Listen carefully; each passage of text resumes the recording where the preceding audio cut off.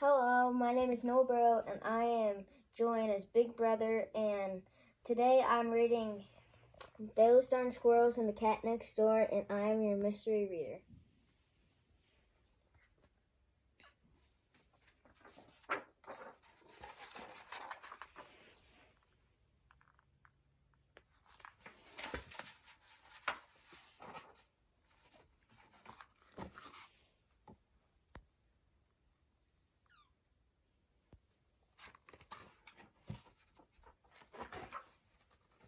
Old Man Fookwire lived on the edge of the forest just outside town.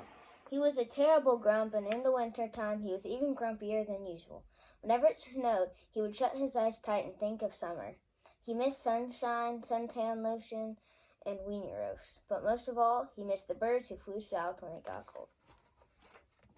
Here is Old Man Fookwire, and it is snowing outside. And you can see he loves painting birds in the summer.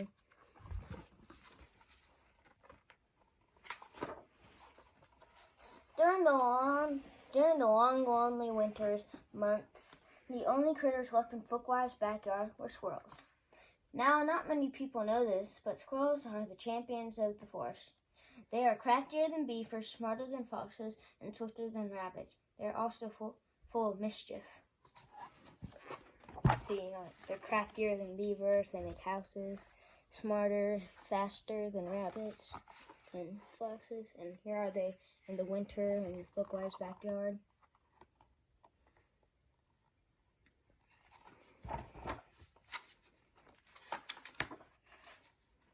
When it got too cold outside, the squirrels would drop in through Fookwire's mail slot and visit him at home. They'd warm themselves by the fire and finish the old man's crossword puzzles. When Fookwire woke up, he'd chase them out with the broom, and he'd shake his old man fist and yells, "Those darn squirrels!" And you can see they were by the fire doing his crossword puzzles, and now he's shaking his fist, telling them to get out and shooing them out with the broom, and they're going out the mail slot. Old Man Fookwire thought spring would never come, but eventually the forest bloomed and the birds returned from their winter vacation. Whirly birds chomped on tumbleberries, bonga birds snacked on honey snaps, and the flugel bird ate farkle seeds until he got so full he had to lie down. Fookwire danced through the yard with delight. He set up his easel and brushes, then he painted the birds till he got blisters on his fingers. Tired and happy, the old man went inside for a quiet afternoon snack. Suddenly, and here are all the birds eating their things. That's the flugel bird, and Fookwire's painting the birds for the summer.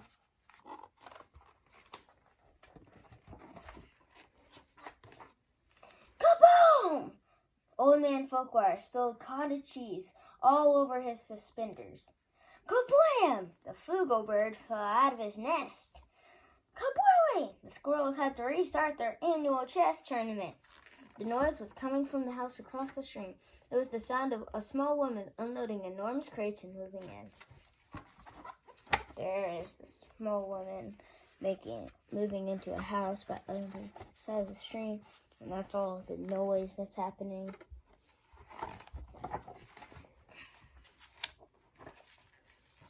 Fookwire's new neighbor was little old Lady Who, the town baker. The only thing sweeter than her pies Who baked was the little old lady herself. Everyone in town loved her, but no one could stand her cat, Muffins. He was a real jerk. Who didn't see things like that? She thought Muffins was a cuddly honey bunny, but after the infamous poodle incident, she decided to move to the forest so that her cat could make some new friends. See, she's scaring the poodle off with the person, and that's Muffins right there. After unpacking her crates, little old Lady Who baked the tumbleberry pie. Then she and Muffins went to say hello to their new neighbor. Fookwire despised conversation, so he hid behind the drapes. The squirrels were scared of the cat, so they hid inside the drain pipes. The birds weren't sure why everyone was hiding, but they stuffed themselves down the chimney just to be safe. You can see old Lady Who is giving them the pie, and the birds are down the chimney, and the squirrels are in the drain pipes, and Fookwire's behind the drapes.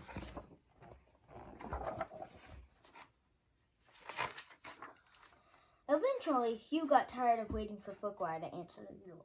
She walked around front, pushed the pie through the mail slot, and went home.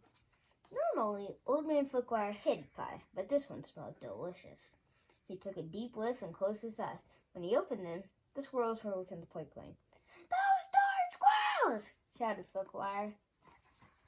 You can see that she got tired of waiting, so she pushed it in the mail slot, and now they're looking the plate clean after 2 seconds.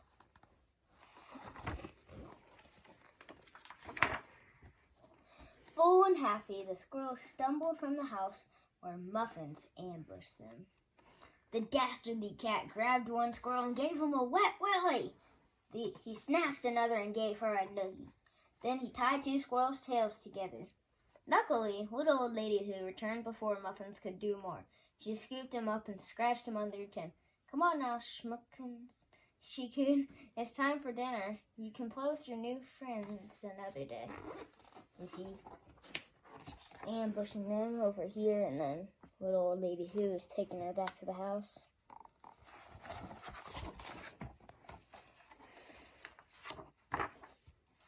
The next morning, Muffins burst into the yard, terrifying the birds and interrupting Old Man Fookwire's painting. The sneaky cat pounced on an unexpected group of squirrels and gave them all wedgies. Not an easy thing to do, because generally, squirrels do not wear underpants. The squirrels were furious. The birds flew up to the treetops and refused to come down, and Old Man Fookwire was so upset he wrote a letter to the mayor to complain about his new neighbors. And this is how a squirrel should look when it has a wedgie. And he's writing the letter to the mayor, and the birds don't refuse to come down.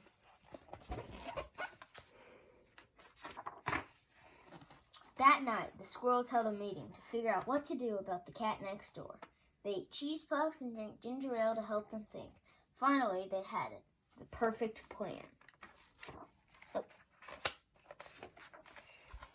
See, again, bandages on the bird, plus that equals no cat. When Muffins came over the next day, the birds were feeding peacefully beneath the tree. A wicked smile came over the cat's fluffy face. He wriggled his haunches and launched himself through the air. The frightened birds swooped into the sky, yanking the strings the squirrels had tied onto their tail feathers. The string sprang a trap, and the cat was doused with a gallon of freezing cold water.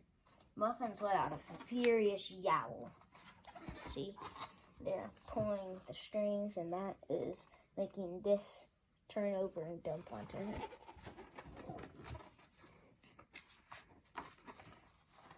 Old Man Fookwire ran outside when he heard the terrible noise. "Great googly moogly," he exclaimed. "That pathetic wretch is no better than a squirrel." It was true. Underneath all his fluff and fuzz, Muffins was just nothing but a skinny moink. He lowered his head in embarrassment and sloshed his way home as fast as he could.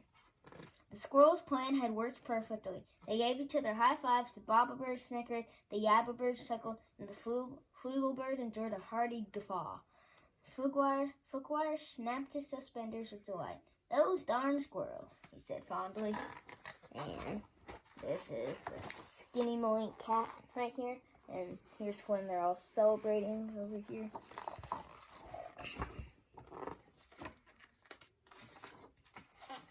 Old Man Fookwire never warmed up to his new neighbors. He was a grump after all. But little old Lady Who became quite good chums with the birds and squirrels each Saturday when the bakery closed. She brought all the unsold cakes and pies and cookies home. She set them out on our picnic table, and everyone gathered for a delicious, fun-filled feast. That's when everyone was having a sugar feast right here. But you might notice something. Someone's not there.